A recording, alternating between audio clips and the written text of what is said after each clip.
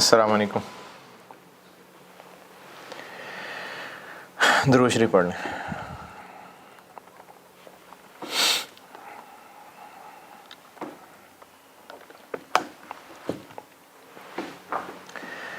ये camera man ने ना बड़े प्यार से लिखा है, तो मैंने फिर लिखा रहने दिया और मैंने ना इसको भी फिर ये तारे लगा दी।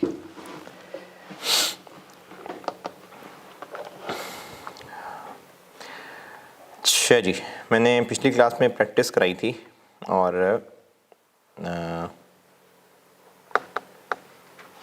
दो सवाल किए थे ना। सही है, चलें काफ़ी है ये वेरिएंस की प्रैक्टिस। अब आते हैं आगे। मटेरियल यूजेज के ना कुछ एडवांस वेरिएंसेस हैं। एक सवाल से समझाता हूँ आपको।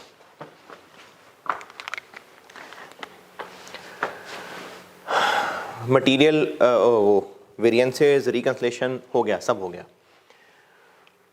मटेरियल के कुछ एडवांस वेरिएंसेस हैं। मिसाल से समझाता हूँ। स्टैंडर्ड कार्ड में लिखा हुआ है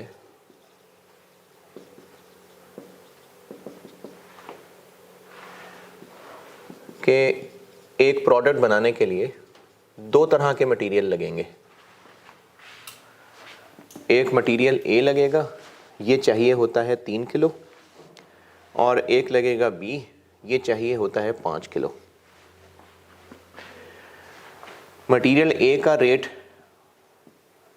ये 40 रुपए किलो है और जो मटेरियल बी है ये 120 रुपए किलो है।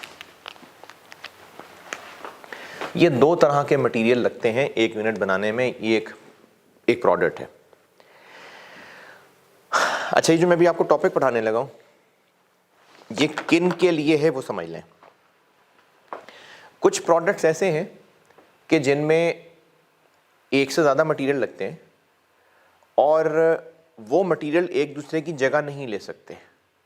मुराद मेरी ये है कि अगर चेयर बननी है तो उस चेयर में लकड़ी लगनी है, मेटल का एक आर्म रेस्ट लगना है और मेटल का पूरा स्ट्रक्चर होना है और उसके ऊपर फोम और कपड़ा लगना है। क्या ऐसा कर लें कि लकड़ी कम करके फोम ज़्यादा कर लें? मतलब जो कुर्सी का डिज़ाइन है लकड़ी कम कर लेते हैं, फोम बढ़ा लेते हैं, तो कंपनसेशन हो जाएगी? नहीं। इसी तरह गाड़ी है, उसमें टायर ऐसा करते हैं कि 3 लगा लेते हैं, सीटें बढ़ा लेते हैं, चल जाएगा काम? नहीं ना। तो इनमें मटेरियल लग रहे हैं एक से ज़्यादा, लेकिन वो एक दूसरे की जगह नहीं ले सकते। लेकिन जो खाने पीने की चीज़ें हैं उनमें ऐसा हो सकता है कि अगर लाल मिर्च इस दफ़ा थोड़ी सी तेज़ वाली थी तो हमें शायद हल्दी एडजस्ट करनी पड़े। अगर आलू थोड़े डिफरेंट तरह के थे तो हो सकता है नमक एडजस्ट करना पड़े। खाने पीने की चीज़ें बिजनेस बनाता है। इसी तरह से ये जो पेंट्स हैं या इसी तरह के और केमिकल्स बनते हैं, ये 2-3 तरह के केमिकल्स को मिला के बनाते होंगे। हो सकता है केमिकल ए इस दफ़ा थोड़ा ज़्यादा कंसनट्रेटेड वाला आ गया हो, तो हो सकता है उसको बैलेंस करने के लिए केमिकल सी थोड़ा ज़्यादा डालना पड़े। अब ये जो मैंने अभी मिसाल दी है और जो पहले वाली मिसाल दी थी, इन दोनों में फ़र्क क्या है?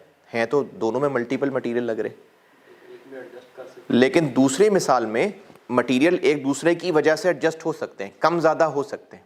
पहली मिसाल के अंदर एक सेट पैटर्न है, एक सेट डिज़ाइन है। अगर गाड़ी में 4 टायर लगने हैं तो 4 टायर लगने हैं, 5 सीटें लगनी है तो 5 सीटें लगनी है। ये नहीं कर सकते कि सीट बढ़ा लें टायर कम कर लें। तो ये जो मैं टॉपिक पढ़ाने लगा हूँ ये उन प्रोडक्ट्स के लिए है जिसमें लगने वाले मटेरियल, पहली बात मल्टीपल होते हैं यानी एक से ज़्यादा होते हैं। दूसरी बात, ये आपस में एक दूसरे से कनेक्टेड होते हैं, सप्लीमेंट करते हैं, कंप्लीमेंट करते हैं। ऐसा हो सकता है कि इसमें किसी खराबी की वजह से या इसमें किसी तेज़ी की वजह से इसकी क्वांटिटी बढ़ानी पड़े। ये आपस में एक दूसरे को सपोर्ट कर रहे होंगे, आपस में एक दूसरे के साथ कनेक्टेड होंगे। ऐसे प्रोडक्ट्स जिनमें डलने वाले मटेरियल एक से ज़्यादा हो, दूसरा वो आपस में कनेक्टेड हो कि एक की क्वांटिटी दूसरे की क्वांटिटी से ऐसे रिलेटेड है कि दूसरे की क्वालिटी इसकी क्वांटिटी को कम ज़्यादा कर सकती है। इनके लिए है ये टॉपिक जो पढ़ाने लगा। वो प्रोडक्ट्स जिनमें एक से ज़्यादा तरह के मटेरियल डलते हैं और वो मटेरियल आपस में इस तरह कनेक्टेड हैं कि एक की क्वालिटी दूसरे की क्वांटिटी को अफेक्ट कर सकती है। जैसे मैंने मिसाल दी कि लाल मिर्च थोड़ी ज़्यादा तेज़ थी तो हल्दी को एडजस्ट करना पड़ेगा, आलू थोड़े मीठे वाले आ गए तो नमक चेंज करना पड़ेगा, नमक की क्वांटिटी बढ़ानी पड़ेगी। जो हरी मिर्च है वो ज़्यादा तेज़ वाली आ गई इस दफ़ा तो हो सकता है धनिया एडजस्ट करना पड़े। तो बिज़नेस को प्रोडक्ट में डलने वाले मटेरियल की क्वांटिटीज़ एडजस्ट करनी पड़ सकती है। ऐसे प्रोडक्ट्स के लिए ये आज वाला टॉपिक है। ये कहानी कुछ, अगर ये कहानी अपने अल्फाज में लिखना चाहें तो लिख लें कि मैं आज कुछ आपको ना मैं एडवांस्ड मटेरियल के वेरिएंसेस पढ़ाने लगा हूँ। ये उन प्रोडक्ट्स के लिए है जिनमें 2 या 2 से ज़्यादा तरह के मटेरियल्स डलते हैं और वो आपस में मटेरियल इस तरह से रिलेटेड हैं कि एक की क्वांटिटी दूसरे की क्वालिटी से रिलेट कर रही होती है। एक मटेरियल दूसरे की वजह से थोड़ा कम ज़्यादा हो सकता है। खाने पीने की चीज़ों की मिसालें दी हैं मैंने, उन प्रोडक्ट्स के लिए है ये आज वाला टॉपिक।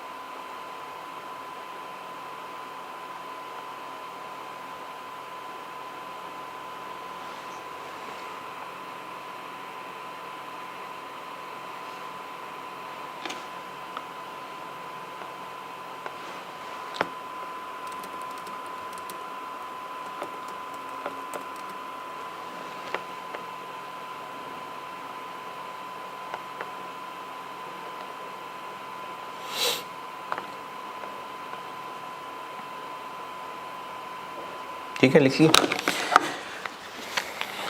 ये स्टैंडर्ड है और एक्चुअल रिजल्ट ये निकला कि हमने प्रोडक्ट के बनाए इस साल 4000 यूनिट्स और जो मटेरियल इस्तेमाल हुआ ए के हुए 12,800 किलो इस्तेमाल और बी के हुए बल्कि 13,800 और बी के हुए 19,200 किलो।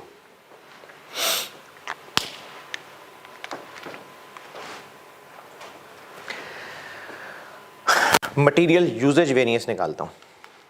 मटेरियल यूजेज, बल्कि पहले आप लोग कैलकुलेट करें, ए का भी और बी का भी, दोनों का मटेरियल यूजेज वेरिएंस निकालें एक एक करके।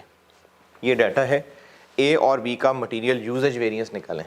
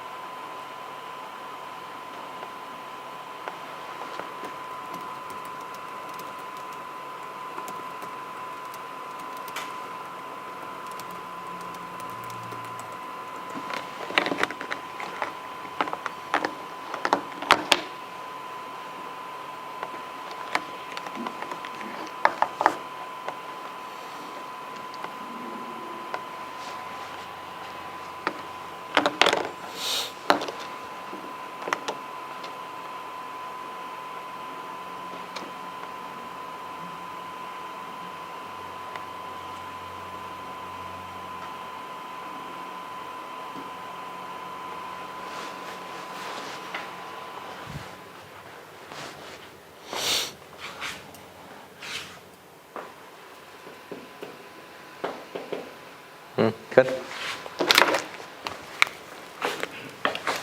यूजेज वेरिएंस निकाल रहा हूं ए का। फार्मूला क्या होता है, बल्कि ये लिख देता हूँ, standard cost into standard quantity minus into actual quantity. जी ए के लिए क्या करूँ, 40 रुपये इंटू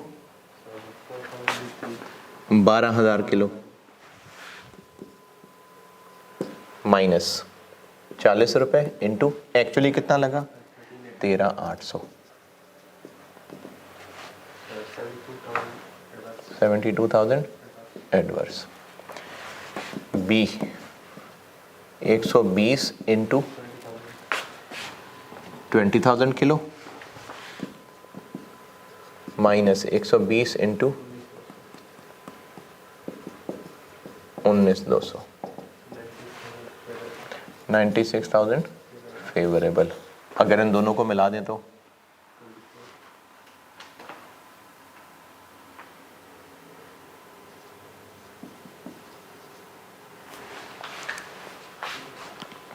ये हो गया यूजेज वेरिएंस।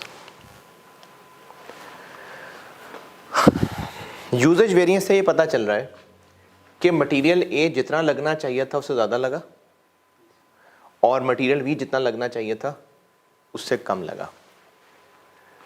मटेरियल ए ज़्यादा क्यों लगा, क्या क्या वजह हो सकती हैं?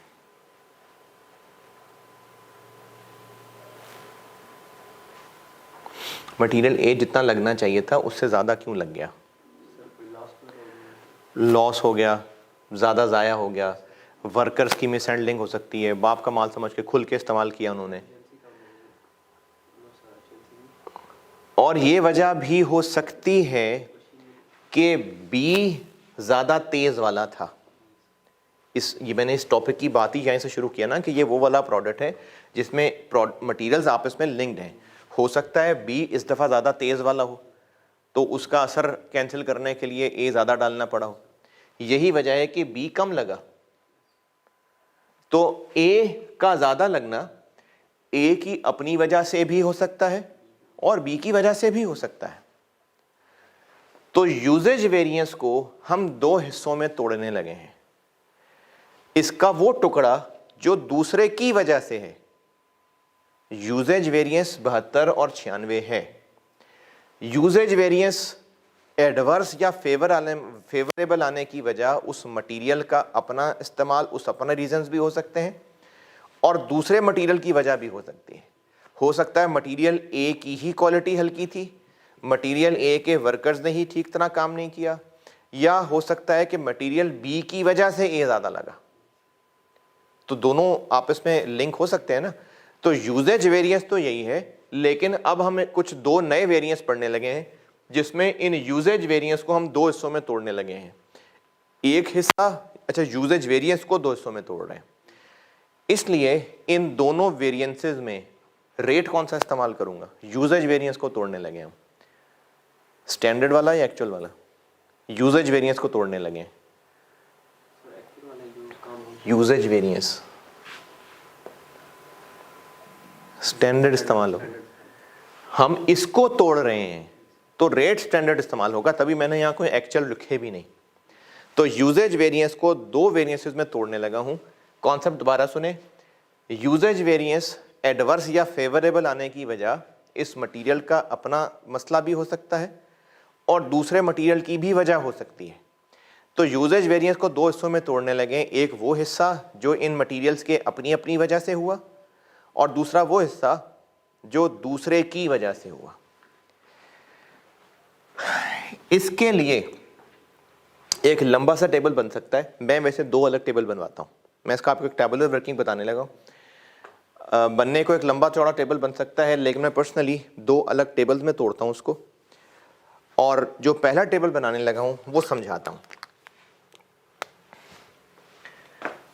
मिक्स और यील्ड वेरिएंस कहते हैं इनको, ये जो दो निकालने लगा हूं मैं। इसके लिए मैं एक टेबल बनाता हूं, वो आपको सिखाता हूं। वो टेबल कैसे बनाना है उसकी टेक्निक भी सिखा देता हूं, कॉन्सेप्ट भी सिखाता हूं। ए और बी, एसक्यू कैसे निकाला, 12,000 और 20,000। हाँ, तो जैसे SQ निकालते हैं वैसे ही निकालेंगे 12,000 और 20,000। इसके साथ मैं एक और टर्म लिख रहा हूँ SQ इन SM। इससे मेरी मुराद ये है कि अगर इसमें डलने वाले मटेरियल्स ने एक दूसरे को भी साथ सपोर्ट करना है तो फिर इनकी एक आपस की रेशो भी होगी। जैसे खाने पकाने की मिसाल से बताता हूँ कि अगर चाय बनानी है, कई हॉस्टलाइट को तो चलो चाय बनानी भी आती होगी, अगर चाय बनानी है तो खुल के जितने मर्जी चम्मच चीनी डालें, या ये डिपेंड कर रहा है ना कि पत्ती कितनी डाल रहे हैं, दूध कितना डाल रहे हैं, तो इनका आपस में कनेक्शन ज़रूरी है। तो बिजनेस प्रोडक्ट में जो मटेरियल्स डलने हैं उनकी आपस की एक रेशो भी बिजनेस ने स्टैंडर्ड की होगी, जैसे 3 और 5। इसको कहते हैं स्टैंडर्ड मिक्स। मिक्स मतलब इनकी आपस की रेशो, स्टैंडर्ड मिक्स। तो मैंने लिखा है SQ इन SM, क्या बना? Standard quantity in standard mix. SM से मेरी मुराद स्टैंडर्ड मिक्स। हाँ हाँ, उसी तरह कंसेप्ट है कि एक मटेरियल दूसरे में कितनी परसेंटेज है। SD से तो उसका ताल्लुक वैसे लिंक कह रहे हैं, जैसे परसेंटेज वहाँ पे दी हुई थी। नहीं, देखें हर प्रोडक्ट में जो मटेरियल डलने हैं ये एक रेशो में डलने हैं ना, कि अगर लेट से 4 कप चाय बननी है तो उस 4 कप चाय में पानी और दूध अगर दोनों डलने हैं तो उस पानी और दूध की एक रेशो होगी ना, लेट से 3 कप दूध और 1 कप पानी, ये एक रेशो होगी। इसी तरह से अगर कोई पेंट बनना है तो उसमें रंग लाने के लिए एक रेशो होगी कि फलाना केमिकल इतना डलना है, फलाना केमिकल इतना डलना है, फलाना केमिकल इतना डलना है, फिर पेंट बनेगा। तो ये उनके आपस की रेशो है, ये मिक्स कहलाती है। तो SQ इन SM यानी standard quantity in standard mix. मैंने सिर्फ ये एक टर्म नई बनाई है, वरना ये SQ ही है। एक कॉलम बनेगा AQ, ये कितना? ये 13,800 और 19,200। इसको मैं कहने लगा हूं AQ इन AM। ये क्या बात हुई? Actual quantity in actual mix. ये जो एक्चुअल मैंने क्वांटिटी यहां लिखी हुई है, इनका आपस में क्या रेशो है? ये वाला नहीं, जो असल में हुआ एक्चुअल मिक्स मतलब इनका आपस का रेशो। तो एक कॉलम मैंने बनाया है SQ इन SM और एक बनाया है AQ इन AM। सिर्फ इन SM और इन AM मैंने नई चीज लिखी है, वरना SQ और AQ वही है जो आप पहले भी निकालते हैं, ये वही किया मैंने। सिर्फ इन SM और इन AM बस नए नाम बना दिए हैं, वरना 12,000, 20,000, 13,800, 19,200 ये वही है जो पहले भी करते हैं।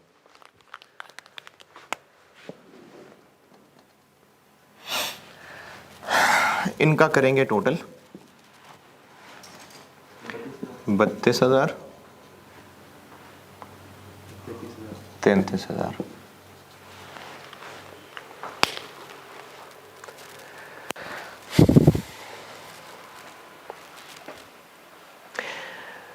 जब हम पहले भी प्राइस वेरिएंस, यूजेज वेरिएंस निकाल रहे होते थे, या लेबर का रेट वेरिएंस, एफिशिएंसी वेरिएंस, तो एक वेरिएंस निकालते हुए, जैसे अगर हम यूजेज वेरिएंस निकाल रहे होते थे तो हम उसमें प्राइस का चेंज होना इग्नोर कर रहे होते हैं।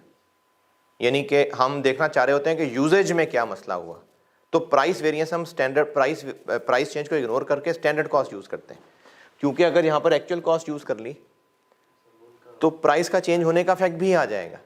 तो इसी तरह से जब हम मिक्स वेरिएंस और यील्ड वेरिएंस, ये दो नाम बता रहा हूँ, मिक्स और यील्ड, जब ये दोनों वेरिएंस कैलकुलेट करने लगे हैं, ये बात दोबारा सुने, यूजेज वेरिएंस मटेरियल का जो होता है इसको हम दो हिस्सों में तोड़ने लगे हैं। इस 72 में से कितना पोर्शन A की अपनी वजह से है और कितना B की वजह से है। इस 96,000 में कितना पोर्शन B की अपनी वजह से है और कितना A की वजह से है। जो दूसरे की वजह से है इसको मिक्स वेरिएंस कहते हैं, और जो अपनी वजह से है इसको यील्ड वेरिएंस कहते हैं। मिक्स वेरिएंस और यील्ड वेरिएंस, दो वेरिएंस सिखाने लगा हूं। मटेरियल यूजेज वेरिएंस के ये दो तोड़ हैं, मटेरियल मिक्स वेरिएंस और मटेरियल यील्ड वेरिएंस। एक तीसरा कॉलम है जो नया बना रहा हूं, ये पहले भी यही हम बनाया करते हैं। एक तीसरा कॉलम है जो नया सिखा रहा हूं, उस तीसरे कॉलम का नाम है ए क्यू इन एस एम। ये क्या लगता है नाम से? Actual quantity in standard mix. ये कैसे बनेगा? ये ऐसे बनेगा कि एक्चुअली कितने किलो लग गए? 33,000। असल में लगे ये 33 इस रेशो में। अगर इनकी रेशो वही रहती जो स्टैंडर्ड में थी तो ये जो 33,000 लगे ये कितने कितने ए और बी लगते? कैसे निकालो? स्टैंडर्ड जितने लग चुके हैं फिनिश फ्रूट से मल्टीप्लाई करेंगे। नहीं, मेरी बात दोबारा सुने। एक्चुअली 33,000 किलो लग गए, इतने। चलो ठीक है, 33 लगे, 32 लगने चाहिए थे, ठीक है 33 लग गए। अब जो 33 लगे हैं, अगर रेशो खराब ना होती तो इस 33 में ए और बी कितने कितने होते? कैसे करें कैलकुलेट? सर इसकी रेशो निकालेंगे, इसके साथ जितने स्टैंडर्ड है उससे मल्टीप्लाई कर देंगे। 33,000 किलो लगा, 33,000 किलो ही लगता लेकिन रेशो वही रहती जो स्टैंडर्ड में रखी थी, तो ये 33,000 ए और बी में कितने कितने होते? नहीं, शायद मैं इसे समझा ही नहीं सकता, मैं कैलकुलेट कराता हूं। 33,000 किलो को 3 और 5 की रेशो में बांटें।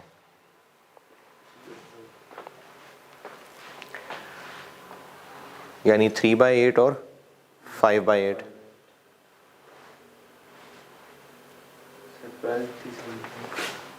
12, 375 और 20, 625। अब दोबारा समझें, ए और बी इतने इतने लगने चाहिए थे जबकि असल में इतने इतने लगे। इनका कंपैरिजन यूजेज वेरिएंस है। अब हम इस यूजेज वेरिएंस को तोड़ना चाह रहे हैं दो हिस्सों में कि इस 72,000 में से कितना फ़र्क ए की अपनी वजह से है और कितना बी की वजह से है। इस 96 में कितना बी के अपने वजह से है और कितना ए का असर है। जो दूसरे की वजह से है उसको मिक्स वेरिएंस कहते हैं और जो अपने ही मसले की वजह से है उसको यील्ड वेरिएंस कहते हैं। मिक्स और यील्ड वेरिएंस निकालने के लिए हमें किलोज की पहले कैलकुलेशन करनी पड़ेगी। एक 3 कॉलम टेबल बता रहा हूं, एक SQ वाला कॉलम, एक AQ वाला कॉलम। ये वही है जो आज तक करते आ रहे हैं, वैसे ही है, मैंने सिर्फ ये 7 एडिशन कर दिए। मिक्स मतलब रेशो, SQ और SM का मतलब ये है कि इन यूनिट्स बनाने के लिए इसी रेशो में A और B कितने कितने लगने चाहिए थे। इस रेशो में AQ और AM ये है कि असल में क्या हुआ, तो जो असल में हुआ उसकी रेशो क्या है, वही जो इधर असल में है, तो इसलिए इसको AQ इन AM कहते हैं। अब ये एक नई चीज़ मैंने बताई है, ये क्या है, ये है कि 33,000 किलो लगे, चलो लग गए कम या ज़्यादा, लेकिन अगर रेशो ख़राब ना होती, देखें इनमें और इनमें अगर कंपैरिजन करें तो एक तो टोटल लगा भी ज़्यादा है और आप इसकी रेशो भी चेंज है। इनकी आप इसकी रेशो देखिए 3:5 बनती है,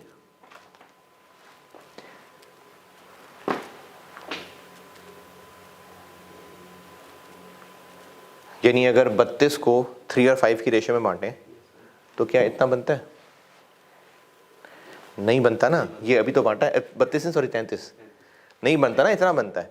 तो यूजेज वेरिएंस इस वजह से भी आया कि 32 की जगह 33 लग गए और इस वजह से भी आया कि रेशो 3 और 5 ना रह सकी। इस कॉलम में हमने क्या किया है कि जितने लगने थे लग गए। उन 33,000 में अगर रेशो वही 3:5 की रहती तो फिर ए और बी कितने कितने लगते। इसको कहते हैं AQ in SM, actual quantity in standard mix. यानी वही 33,000 किलो जो असल में लगे हैं, अगर रेशो खराब ना होती तो 33,000 किलो का तोड़ क्या होता, इतना ए होता और इतना बी होता। रेशो 3 और 5 की है ना, तो 33,000 किलो जो लगे, अगर रेशो 3 और 5 की ही रहती तो फिर ये ए और बी कितने कितने होते, वो ये है। अब इन 3 कॉलम्स के कंपैरिजन से मिक्स वेरिएंस और यील्ड वेरिएंस बताने लगा।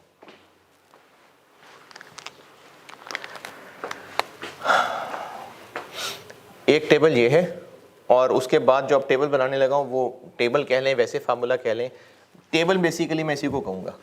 ये ज़रूरी चीज़ है। एक बार ये आपने सही बना लिया तो आगे तो फार्मूले हैं जो लगाने। और इसकी भी टिप्स दोबारा देखें, ये जैसे पहले करते हैं वैसे ही, और ये गिवन होगा, ये इनका टोटल है, ये चीज़ यहाँ लिखी, और ये किसको बांट दिया, इसको रेशो में बांट दिया। किसकी रेशो में बांट दिया, स्टैंडर्ड कार्ड वाली रेशो में। लेकिन एक मसलियत की वजह से मैं आपको ये नहीं कहूँगा कि स्टैंडर्ड की रेशो में बांटा, मैं आपको कहूँगा इन रेशो ऑफ कॉलम 1 मैं इसको कह रहा हूँ, ये 2 है, ये 3 है। ये टेबल बनाने का तरीका दोबारा देखिए, ये वही है जैसे पहले करते हैं। ये गिवन है, ये इसका टोटल, ये यहाँ लिखा, और इसको किस रेशो में बांट दिया, 3 और 5 की रेशो में वैसे, लेकिन आपको मैं कहूँगा कि इस रेशो में, यानी 33,000 इंटू 12 बाई 32, 33,000 इंटू 20 बाई 32। इस तरह से हमने बांटा और ये आंसर आ गया। एक बार ये 3 कॉलम आपने सही कैलकुलेट कर लिए, उसके बाद आपने वो फार्मूले लगाने हैं बस। मिक्स वेरिएंस का फार्मूला बताता हूँ।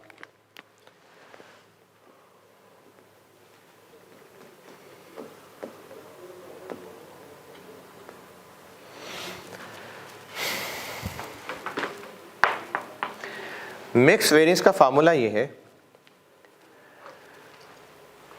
कि जो असल में हुआ सो हुआ, ठीक है, जो होना था हो गया, लेकिन जो हुआ अगर रेशो खराब ना होती तो क्या होता, ये होता। दोबारा, मिक्स वेरिएंस ये है कि जितना मटेरियल लगना था चलो लग गया, हो गया जो होना था, ठीक है, ज्यादा लग गया कोई बात नहीं, लेकिन जो ज्यादा लगा चलो ठीक है उतना ही लगता, लेकिन अगर उसी रेशो में लगता जो लगना चाहिए था तो इतना लगता, जबकि लगा इतना। इन 2 कॉलम में फर्क किस वजह से है, ये तो 33 है, ये भी 33 है, फर्क किस वजह से आ रहा है, नहीं ये 33 तो लिखा है मैंने, फर्क किस वजह से आया है इनमें, रेशो का ना। इसको मिक्स वेरिएंस कहते हैं कि ये जो 33,000 लग गए ज्यादा इस रेशो में लगे, जबकि अगर रेशो स्टैंडर्ड वाली ही मेंटेन रह पाती तो इतने लगने चाहिए थे। तो इस दोनों कॉलम्स का फर्क किस वजह से हुआ, रेशो खराब होने की वजह से ना। इसको मिक्स वेरिएंस कहते हैं। फार्मूला बन जाएगा SQ नहीं, SQ नहीं sorry, AQ in SM minus AQ in AM, और रुपए से मल्टीप्लाई करने के लिए इनटू स्टैंडर्ड कॉस्ट। ये होता है मिक्स वेरिएंस का फार्मूला।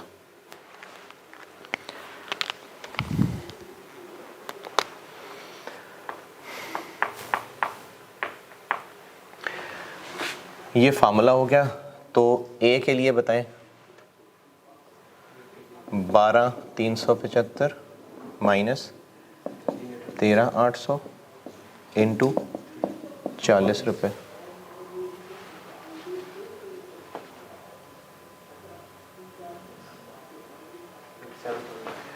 57,000 एडवर्स। और B के लिए 20,625 माइनस 19,200 इंटू 120, 171,000 फेवरेबल। टोटल भी कर दें चले इनका, 114 फर्स्ट है।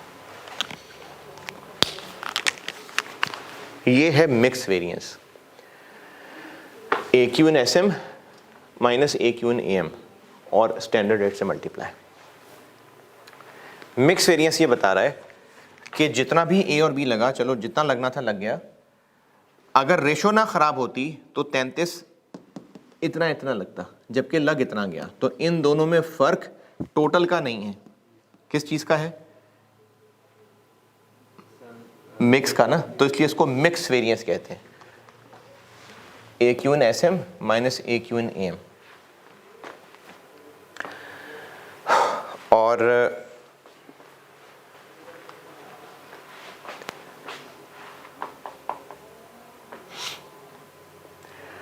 अगर रेशो का मसला फिलहाल साइड पे रख दें, यानी रेशो ना खराब हुई, तो फिर कितने लगने चाहिए थे और कितने लगे? इनमें से कौन सा कॉलम है जिसमें हम रेशो का खराब होना इग्नोर कर रहे हैं? रेशो का खराब होना जिसमें इग्नोर हो रहा है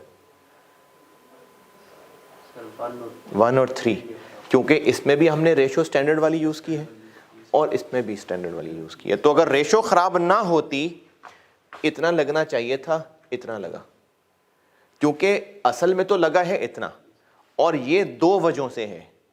वैसे भी मटेरियल खराब ज्यादा लगा और रेशो भी खराब हुई। तो मिक्स वेरिएंस में हमने ये देखा कि चलो जो लगना था लग गया, रेशो खराब ना होती तो क्या होता। ये मिक्स वेरिएंस है। और अब हम यील्ड वेरिएंस ये देखने लगे हैं कि रेशो का खराब होना फिलहाल इग्नोर कर दें, बस ये देखें कि 32 लगना चाहिए था, 33 लगा। इसको इससे कंपेयर क्यों ना करूं? क्योंकि रेशो की खराबी का इफेक्ट भी आ रहा है, और इफेक्ट यही तो यूजेज वेरिएंस था। अब हमने इसको दो में तोड़ना है। तो यील्ड वेरिएंस, यील्ड वेरिएंस ये है कि रेशो का खराब होना इग्नोर कर दें, यानी रेशो उतनी ही रहती जितनी सोची थी, तो फिर इतना लगना चाहिए था, इतना लगा। इसको कहते हैं यील्ड वेरिएंस। और फार्मूला होता है इसका S Q in S M minus A Q in S M standard cost. और इसका आंसर निकाल लें अगर, तो ए का यील्ड वेरिएंस बनता है 12,000 माइनस 12,375 इंटू 40 रुपये।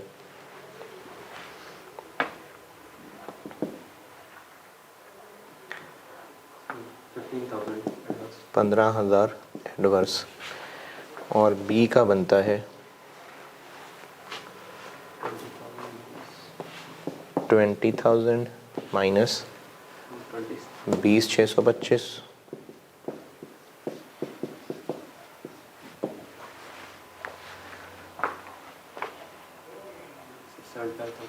75,000। पॉजिटिव, नेगेटिव नहीं है।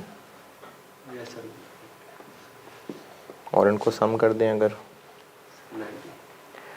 90। अच्छा, एक जादू दिखाता हूँ। ए का मिक्स वेरिएंस और ए का यील्ड वेरिएंस दोनों नेगेटिव हैं, दोनों को मिलाएं तो कितना बन रहा है? ये ए का यूजेज वेरिएंस आ गया। बी का मिक्स वेरिएंस और बी का यील्ड वेरिएंस 96। और टोटल भी देख लें बेशक, ये मिक्स का टोटल है, ये यील्ड का टोटल है।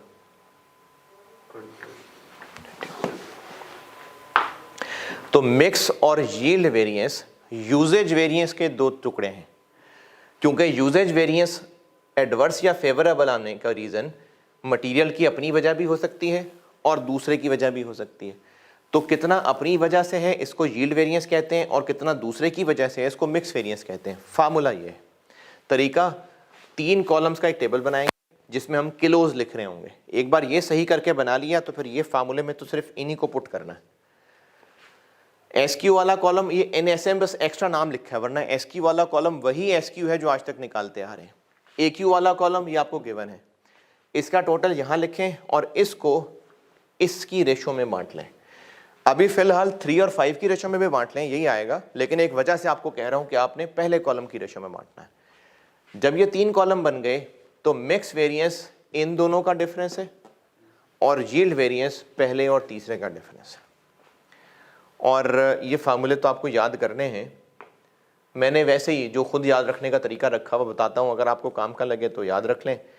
वैसे तो हर एक का अपना अपना बन सकता है, ऐसी मुझे याद रहने में आसानी होती है। इसके लिए मैंने याद रखा हुआ है 32-13, 32-13, 32-13। और मिक्स और यील्ड में से एम पहले आता है कि यील्ड पहले, वाई पहले आता है? एम पहले आता है। तो ये मिक्स है और ये वाई है। 32-13 यानी 3 - 2, 3 - 2, और यील्ड वेरिएंस का 1 - 3, 1 - 3। तो आप जैसे मर्जी याद रख लें, ये तो मैंने आपको बताया, मैंने 32-13 करके याद रखा हुआ। अभी मैं जब आपको पढ़ा रहा था ना और फार्मूला लिख रहा था, तो मेरे ध्यान में 32-13 ही चल रहा था कि 3 - 2 करना है और 1 - 3 करना है। एस क्यू वाला कॉलम, ए क्यू वाला कॉलम, और फिर इस टोटल को यहाँ लिखा और इस टोटल को पहले कॉलम की रेशियो में बांट दिया। एक बार ये तीनों कॉलम बंट गए, फिर मिक्स और यील्ड वेरिएंस का फार्मूला लगेगा।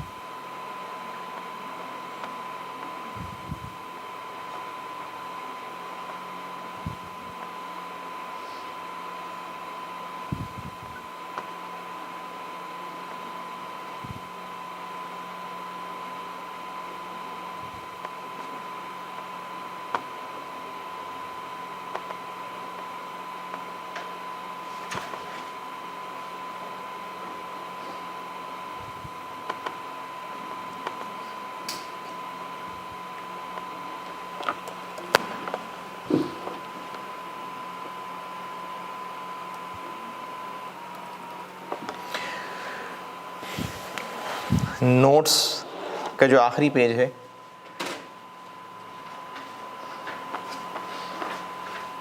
एडवांस वेरिएंस एनालिसिस में मटेरियल मिक्स और यील्ड वेरिएंसेस, ये मैंने आपको सारा बता दिया। बस जो आखिरी एग्ज़ाम नोट्स का डब्बा है वो अभी नहीं बताया, वो भी रहने दें। बाकी जो उससे पहले पहले एग्ज़ाम नोट्स के आखिरी पेज नोट्स का आखिरी एग्ज़ाम नोट्स के डब्बे से ऊपर ऊपर तक पढ़ लें, ये सब बता दिया आपको।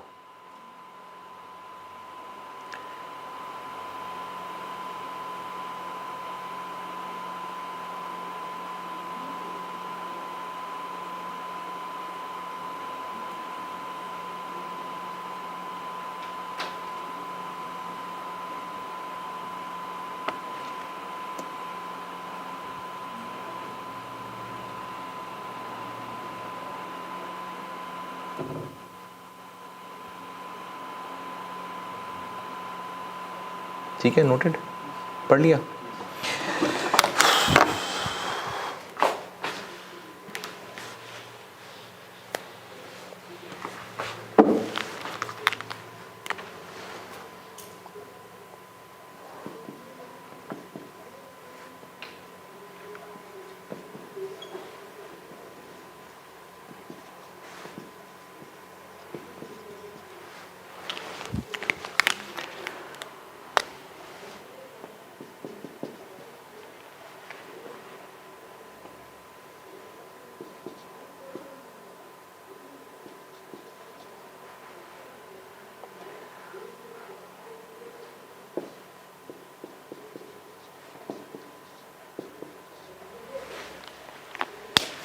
चल, ये सवाल है, निकालें यूजेज मिक्स और यील्ड, करें calculate.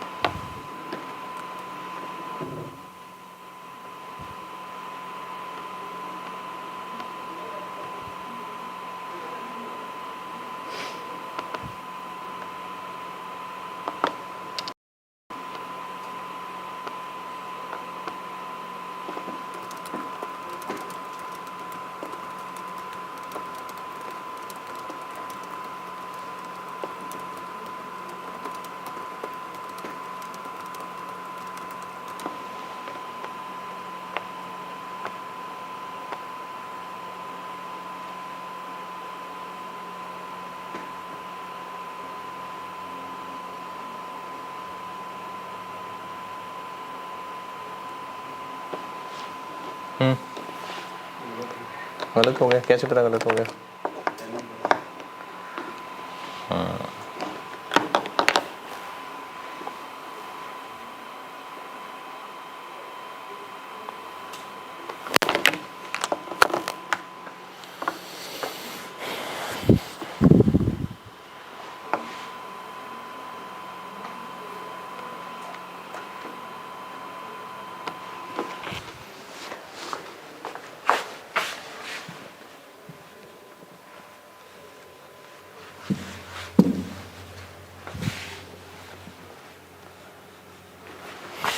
G S Q 4000 into 2.5 कितना? 10,000 और 4000 इंटू 5 20,000, ये हो गया 30।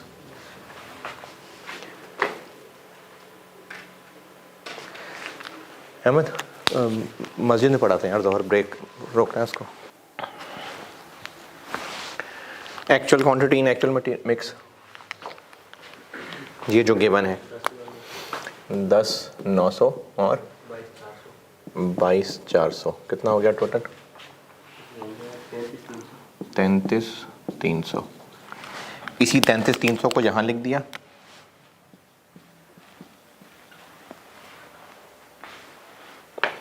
और इस 33,300 को 10-20 की रेशो में बांट दिया। 16,650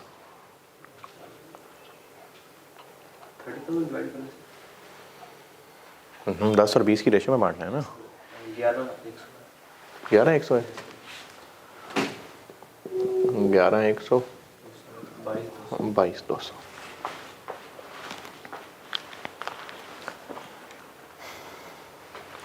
ये टोटल यहाँ पर, इसको इस रेशो में बांटना है। अब इनसे ये वेरिएंस निकालने हैं।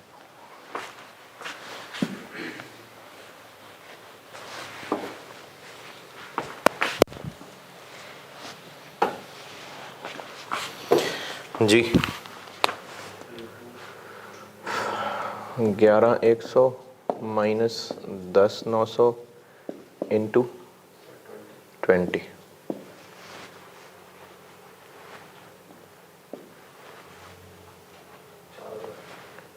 4,000 positive. 22,200 minus 22,400 into 25, 5,000 negative, 1,000 negative. 10,000 minus 11,100 into 20, 22,000 negative. और 20,000 minus 22,200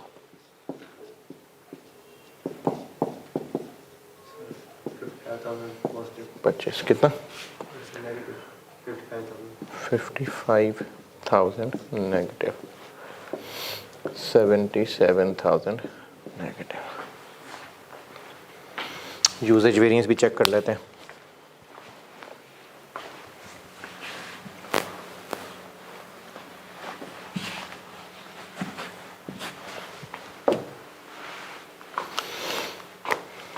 usage variance 20 into 10,000 minus 20 into 10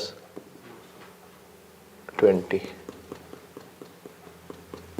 into 10,900 18,000 negative. ये 22 नेगेटिव, वो 4 पॉजिटिव, तो 18 नेगेटिव। 25 इंटू 20,000 माइनस 25 इंटू 22,200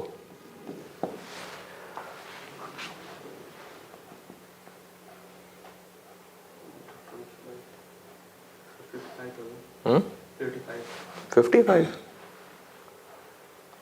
फिर ये गलत बताया,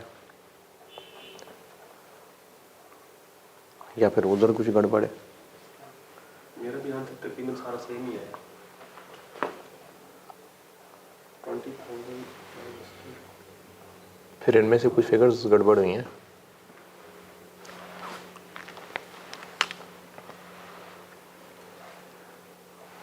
चार 4,000 बनाए और 20,000 10,000 ठीक है, 10 900 22 400 ठीक है, ये बन गया 33,300। 33,300 1 और 2 की रेशो में बटा इतना ही बनता है मेरे ख्याल में। और अगर यूजेज देखें तो 10 और 10 900 18,000 और 20 और 22 400 सॉरी 22 400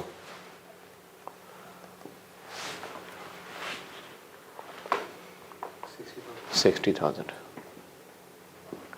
है ना।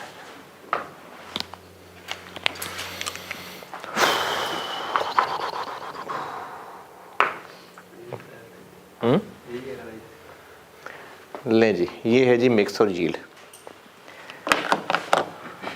अहमद अब कितने बजे शुरू की थी तकरीबन? 1:35 12:35 और फिर हम तकरीबन 12:25 पे चले गए थे, 50 मिनट पड़े थे। ठीक है, चलें एक सवाल करते हैं। सवाल कर लेते हैं।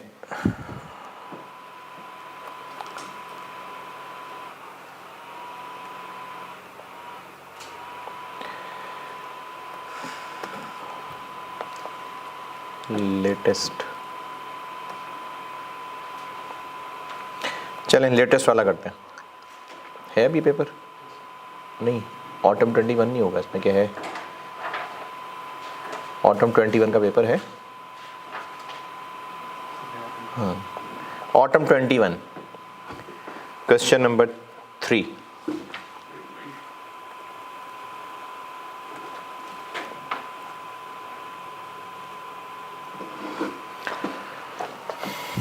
पढ़ लीजिए, करते हैं बोर्ड पे।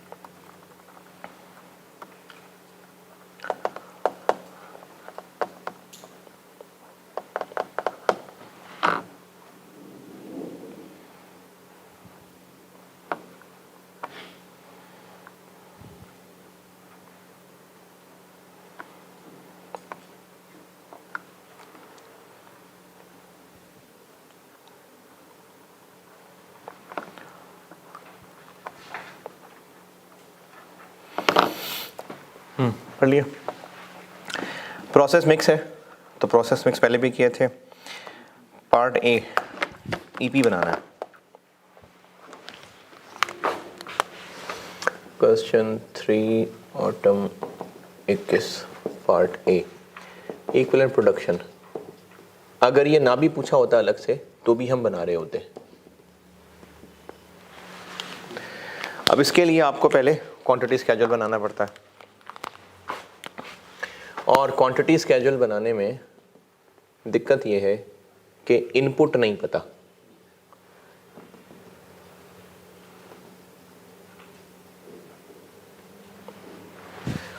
जब इनपुट नहीं पता तो फिर एबनॉर्मल लॉस वगैरह भी नहीं निकाल सकते।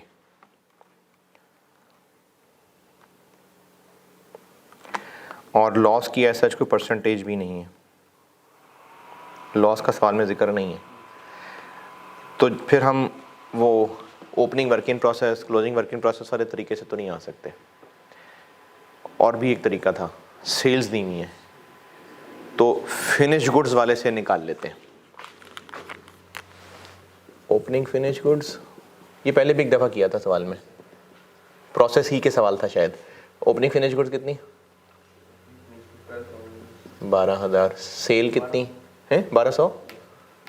ओपनिंग फिनिश गुड्स सेल कितनी? 12,500। क्लोजिंग फिनिश गुड्स कितनी? 1,500। तो यहाँ से हमारे पास प्रोडक्शन यानी आउटपुट निकल आएगा। उल्टा चल रहे हैं तो ये माइनस है, ये प्लस है।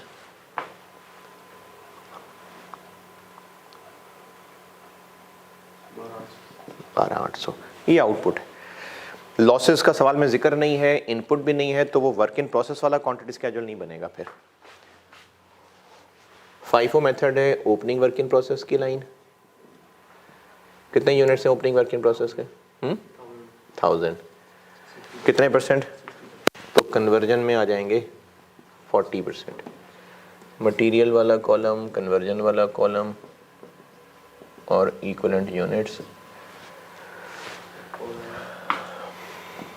400। Started and completed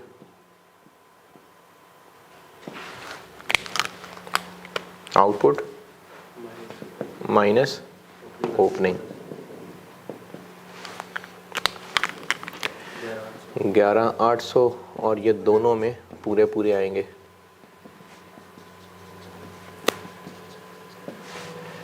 closing 500। Material पूरा और कन्वर्जन 80%। 500 और 400।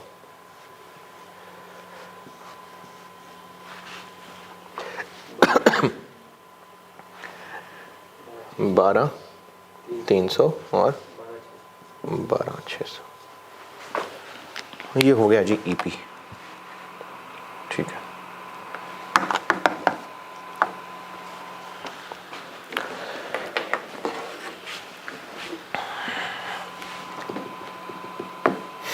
यहाँ तक कोई मसला? बी, वेरिएंसेस पूछे में नाम लेके, material price variance, mix variance और यील्ड वेरिएंस। चलो जी, मटेरियल प्राइस वेरिएंस निकालते हैं। मटेरियल प्राइस वेरिएंस के लिए देखना होता है कि परचेज्ड और यूज्ड बराबर है कि नहीं। तो फिर बराबर है नहीं है, और बल्कि एक ज़्यादा जल्दी कर गया मैं। वेरिएंस के सवाल के लिए सबसे पहला ज़रूरी काम क्या बताया? Standard card. स्टैंडर्ड कार्ड बनाते हैं।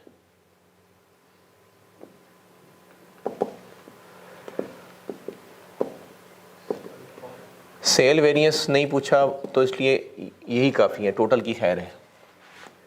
डायरेक्ट मटेरियल क्या क्या है? अल्फा है 4 किलो। 800 रुपये किलो है या पर यूनिट है? नहीं, देखें क्वेश्चन में जो टेबल दिया हुआ है ना, इस टेबल से ऊपर क्या लिखा हुआ है? Per unit of product. तो ये 800 रुपये किलो नहीं है, ये 800 रुपये यहाँ लिखा हुआ है इधर।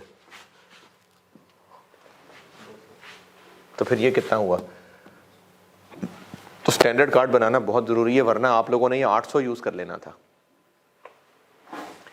दूसरा क्या है?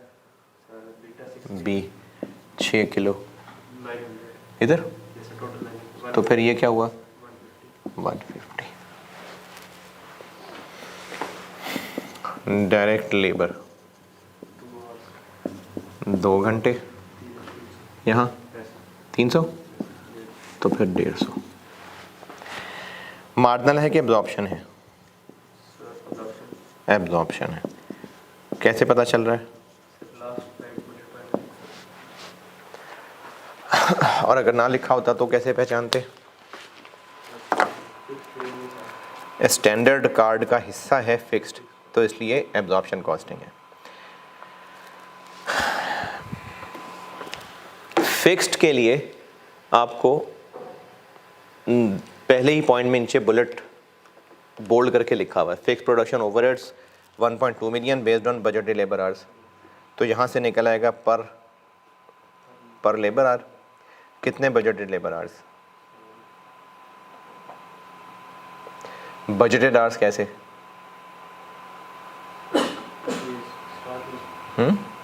बजटेड आवर्स कैसे निकालते हैं? बजटेड आवर्स क्या होते हैं? तो कितने? हाँ,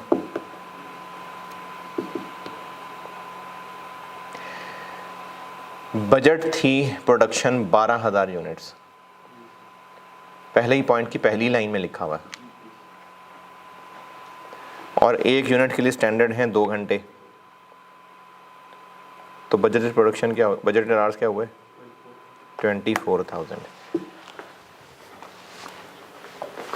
चूंकि ये लेबर से लिंक्ड है तो यहाँ भी 2 घंटे और यहाँ भी 2 घंटे।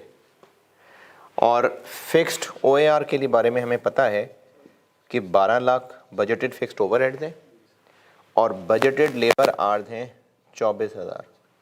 कैसे 24,000? बजटेड प्रोडक्शन के लिए टोटल कितने घंटे लगने थे, इनको बजटेड आवर्स कहते हैं।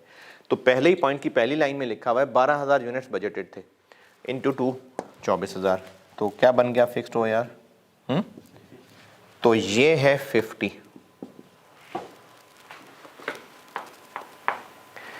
आपको ये दिया हुआ है, इन दोनों का टोटल कितना,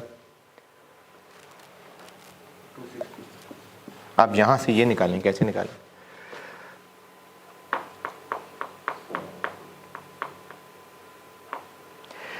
वेरिएबल और फिक्स दोनों का टोटल 260 दिया हुआ है ना, तो अब यहां से ये 100 है, ठीक है, शाबाश, तो 160 ये होगा और यहां से यहां है 80।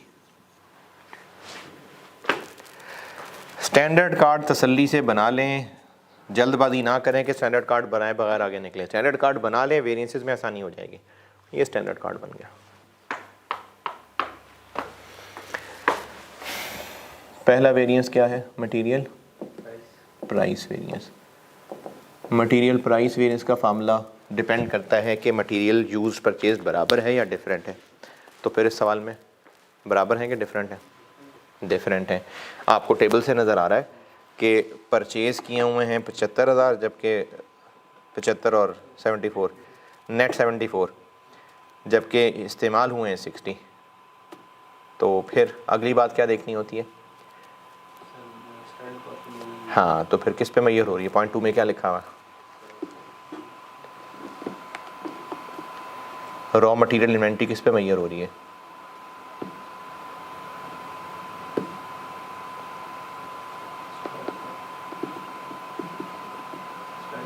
FIFO पे। BL accounts for material price variance at the time of issuance of material to production and uses FIFO method for inventory। तो एक्चुअल पे मैयर हो रही है। अच्छा, अगर ये FIFO ना लिखा होता तो भी BL, मैंने आपको इसकी एक और निशानी भी बताई थी, BL accounts for material price variance at the time of issuance, ये मैंने केस 2 के साथ लिखा हुआ था, 2 के B के साथ लिखा हुआ था, केस 2 के B के साथ लिखा हुआ था, at the time of issuance. तो इसका मतलब है raw material inventory actual cost पे मैयर होती है। इस सूरत में प्राइस वेरिएंस किस पे निकालते हैं? एक्चुअल क्वांटिटी परचेज्ड पे कि यूज्ड पे? यूज्ड पे। बस इसके लिए थी ये सारी मेहनत कि कौन सा फार्मूला लगना है, तो एक्चुअल क्वांटिटी यूज्ड वाला लगना है। तो मटेरियल प्राइस वेरिएंस होता है standard cost into price variance, sir actual quantity used. Material purchased और यूज्ड अगर डिफरेंट हो तो फिर केस 2 हो गया।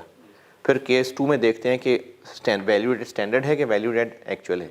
अगर वैल्यू एडेड स्टैंडर्ड होता तो फिर प्राइस वेरिएंस के फार्मूले में ए क्यू परचेज्ड आता है, और अगर वैल्यू एडेड एक्चुअल हो तो फिर ये आता है, actual cost into actual quantity used. Formula ये लिख लिया। अब अल्फा के लिए भी सॉल्व कर लेते हैं और बीटा के लिए भी कर लेते हैं।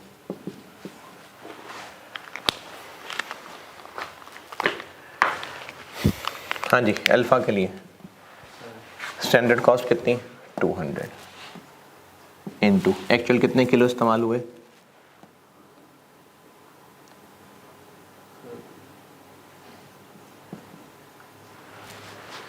60,000। क्या हो गया, 60,000 हुए ना इस्तेमाल।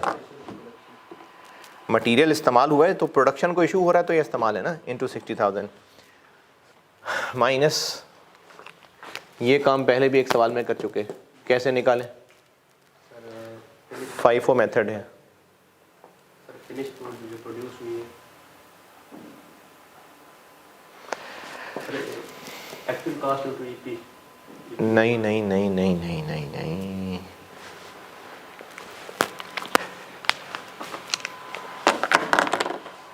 फाइफो मेथड है। ये 60,000 कौन से वाले में से इस्तेमाल हुआ होगा, FIFO method. Raw material consumed निकाल रहा हूँ, रॉ मटेरियल कॉस्ट। ये पहले उस दिन सीमा इंटरप्राइजेस का सवाल किया था, ऐसे ही किया था नहीं है। मटेरियल प्राइस वेरिएंस निकालना है, ये होता है actual material cost, actual material consumed, तो वो स्टेबल से निकलेगा ना, फाइफो मेथड है।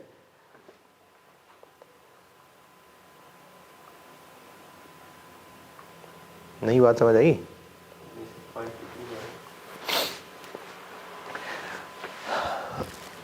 ये बात हो रही है मटेरियल की, मटेरियल अल्फा की बात कर रहा हूं पहले, क्योंकि दो है ना तो दोनों के लिए अलग अलग निकलेगा। ये क्या चीज़ है, कितनी है सवाल में, 60,000। उन 60,000 को स्टैंडर्ड कॉस्ट से मल्टीप्लाई किया। ये आगे क्या करना है, इन 60,000 की एक्चुअल कॉस्ट निकालनी है ना, कि असल में ये कौन से वाले थे, तो कैसे पता चलेगा। हाँ जी बिल्कुल, तो इस टेबल में से किसको, कितने किलो को किससे मल्टीप्लाई करूं, क्या करूं,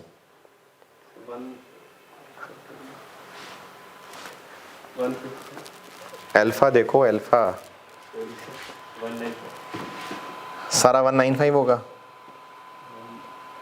फाइफो मेथड है।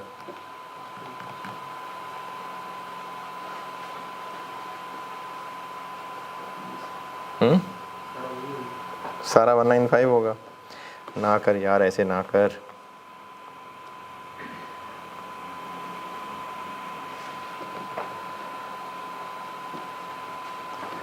फाइफो मेथड, कौन सा मटेरियल पहले इस्तेमाल होता है, हाँ जी, तो पहले कौन सा है जो इस्तेमाल करूं मैं, पहले वो 2000 इस्तेमाल होगा।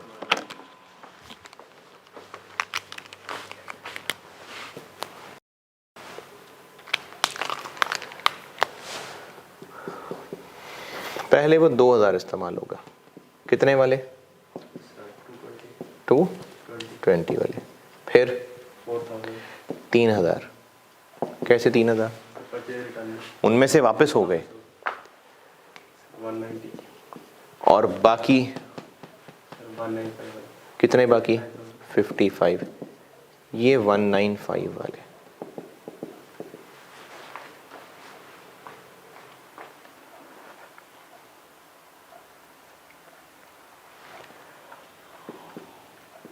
सर 117 ग्रैंड टोटल, अलग अलग सॉल्व नहीं किया,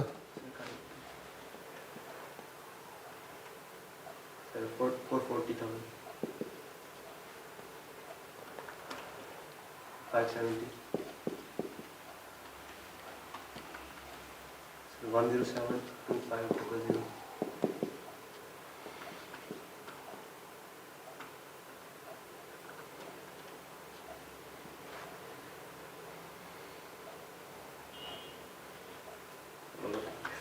गलत है। मिक्सर में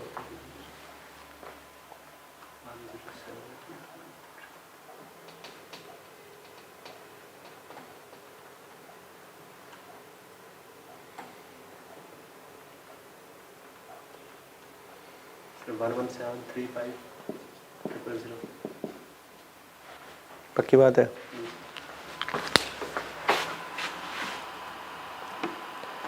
ठीक, 1173500।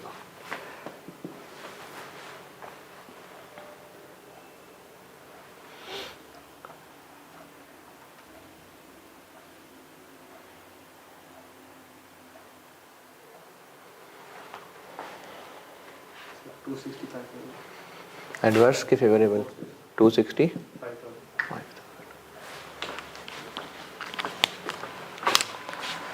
सही।